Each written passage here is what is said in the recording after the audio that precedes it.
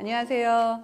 유니브 클래스 입시 이야기입니다. 자, 오늘은 저는 솔직히 웬만하면 경쟁률 얘기를 잘 안 하는 편인데 올해가 예전하고 다른 경쟁률의 패턴을 보여서 전반적으로 경쟁률을 통해 수시, 원서 접수의 동향을 한번 얘기를 해보려고 합니다.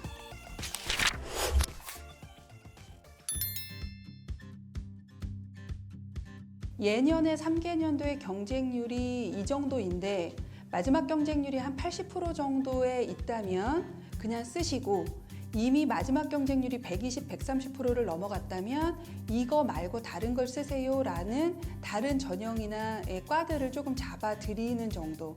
근데 경쟁률의 높고 낮음과 입결이 영향이 있다고 말씀드리기는 어려워요.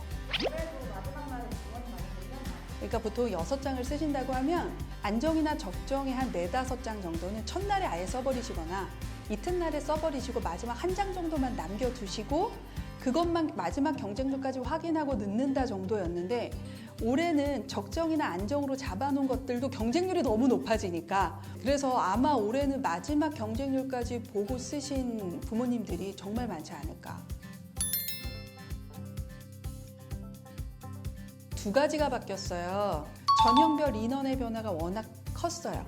그래서 교과 많이 늘고 종합과 논술 전형 많이 줄어들었고 정시 인원이 늘었죠. 그것만 있었어도 정말 큰 문제인데, 두 번째는 수능 시스템이 완전 바뀌었어요. 이 두 개의 변동으로 올해 수시는 어떤 일이 일어날지 솔직히 뚜껑을 열어보기 전까지는 예측하기 어렵겠다라고 저희가 생각을 했는데, 일단 결론적으로 보면 모든 전형의 경쟁률은 올라갔다. 올해는 뭐니 해도 약대, 그 다음에 논술이었죠. 성대 마지막 경쟁률은 이미 500대 1이 넘어갔어요. 우와, 이게 더 올라가겠어 싶었는데 뚫어버렸죠. 그래서 666대 1로 끝나는, 이게 말도 안 되는 상황이 생겼어요. 이거는 사법고시 합격보다 어렵다. 저희가 보면서 정말 놀라워했거든요. 네, 교과 전형은 3가지 정도가 조금 의미 있게 보여졌는데, 첫 번째는 중대 교과 전형이었죠. 최저가 정말 높았음에도 불구하고 경쟁률도 탑을 찍었다. 좀 특징이었고요. 그 다음에 면접 전형이 있는 교과 전형, 대표적으로 고대, 세종, 연대, 가천대, 대구 가톨릭대 이런 데였는데, 아무래도 면접이 좀 부담스러웠는지 경쟁률이 그닥 높지 않았어요. 종합 전형의 경쟁률이 제일 높았던 건 한양대 에리카였는데 이유가 있어요. 수도권 약대 중에 유일하게 자소서가 없거든요. 교과와 또는 서영고의 일반 학과와 약대 종합을 섞어 쓰는 아이들도 꽤 많아요. 그런 친구들은 솔직히 약대 하나만 갖고 자소서를 한 장을 새로운 걸 쓴다는 건 솔직히 좀 부담스럽거든요. 의대와 치대가 무난히 붙을 수 있는 성적임에도 불구하고 약대로만 6개를 쓴 아이가 한 2명 있었어요. 자기는 피 보기 싫대요.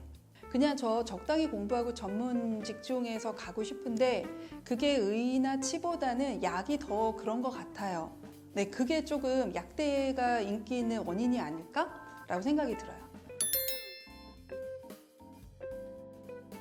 수원대, 그다음에 건대, 동국대, 세종대, 시립대, 요 5개 학교가 평균 경쟁률이 가장 높았던 학교였다라고 보시면 되고요. 최고 경쟁률인 수원대가 41대 1을 찍었어요. 그 밑에 학교도 30대 1이 넘어가는 학교들이 2-3학교 정도가 있었으니까 예전의 경쟁률의 거의 3-4배에 달하는 경쟁률이 나왔다라고 보시면 돼요.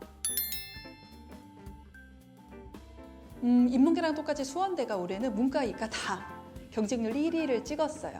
작년까지 수원대는 최저가 2합 6이었는데 올해는 한 개 영역 4등급으로 많이 낮아졌거든요. 그러다 보니 아이들이 좀 관심을 많이 갖고 본 학교에 있다라고 보이면 되고요. 그리고 나머지 학교 중에서는 뭐 건대, 덕성여대, 그 다음에 중앙대, 서강대 요 정도 순으로 경쟁률이 높은 학교가 올해는 좀 포진이 되어 있다.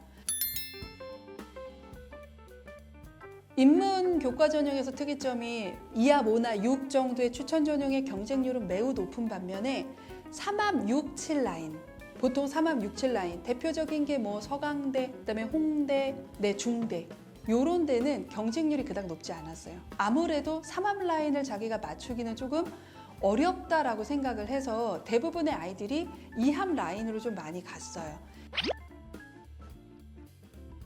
우리 이과 친구들은 아무래도 문과에 비해서는 올해는 내가 최저를 잘 맞출 수 있을 것 같아.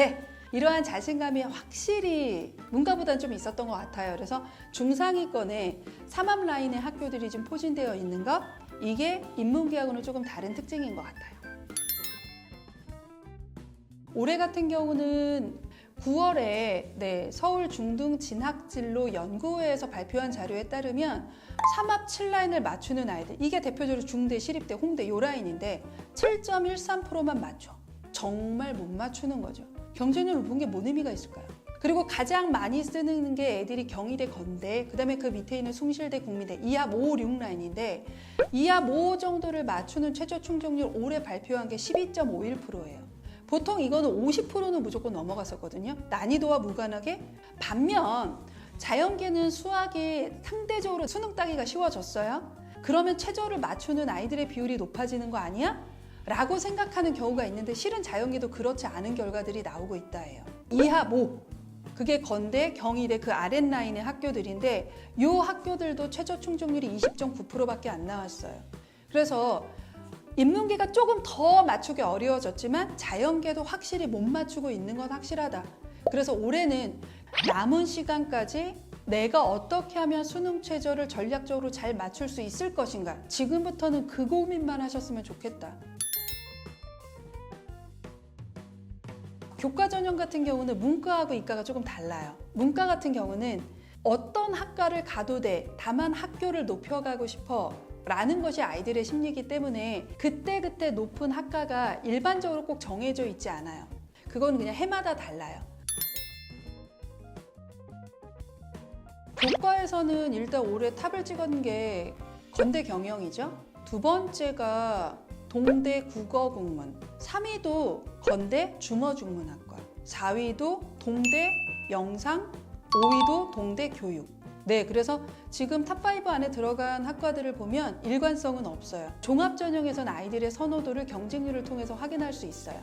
예를 들면 우리 문과는 올해 같은 경우는 한 50개 정도 학교와 학과를 소트를 해봤더니 그중에 한 19개, 20개 정도가 언론 홍보 계열. 두 번째로 높았던 게 사회복지, 한 7개과 정도. 그 다음에 심리, 한 5개과 정도가 50위 안에 들어가 있어요. 반면에 자연계는 교과든 종합이든 학교가 비슷하다면 과를 조금 좋은 걸 가고 싶어요 하는 경향성이 조금 보인다라고 봐주시면 돼요. 한 50위권 학과를 쭉 소트해 봤을 때 의치약한 수가 대략적으로 한 17, 8개 학과 정도 되고 그랑 거의 비슷하게 한 17개가 생명 계열이에요. 그 다음이 화학 계열. 이런 게 한 5개과 학교 정도가 소트가 돼요. 경쟁률에 내가 흔들리지 않으려면 까짓 거 뭐 어때? 나 정시로 가면 되는데 수능 공부 좀 더 시키지. 이렇게 생각하는 전략이 정말 중요하다라는 게 올해 수시 경쟁률이 보여주는 첫 번째 특징이라고 말씀드릴 수 있을 것 같고요. 경쟁률이 아무리 높다고 하더라도 결국 수능 최저를 맞추는 친구가 얻어가는 거예요. 지금부터 남아있는 기간 동안 정말 수능 최저를 잘 할 수 있는 전략이 무엇인가? 이거를 고민하셔야지 경쟁률은 바꿀 수 없어요. 그거에 너무 개의치 않으셨으면 좋겠어요. 오늘은 제가 거의 수시 경쟁률을 빙자한 수능 최저에 대한 얘기만 많이 한 것 같아요. 이게 실은 제가 경쟁률을 통해서 말씀드리고 싶었던 거였어요. 그래서 다음에는 더 좋은 정보를 가지고 다시 만나보도록 하겠습니다. 감사합니다.